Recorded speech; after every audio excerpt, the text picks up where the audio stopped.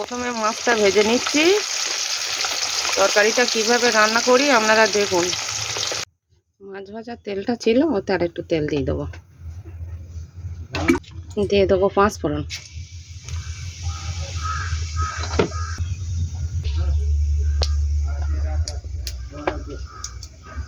দিয়ে দেবো পেঁয়াজ কুচি।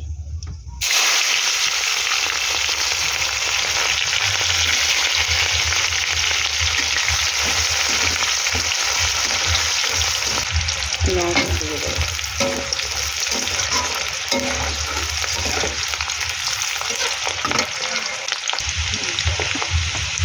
টমেটো কাটাটা দিয়ে দেবো।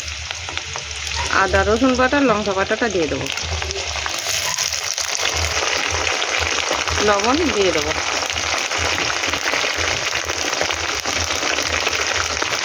হলুদ গুঁড়ো দিয়ে দেবো।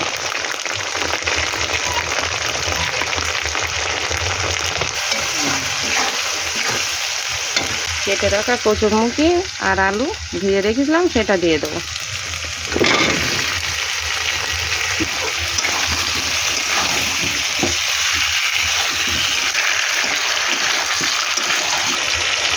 এবার পরিমাণ মতো জলটা দিয়ে দেবো।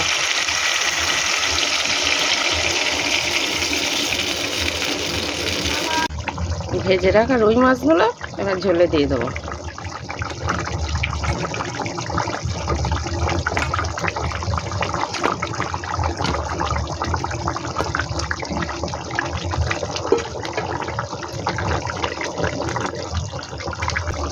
ভেজে রাখা মশলাটা এবার ঝোলে দিয়ে দেবো।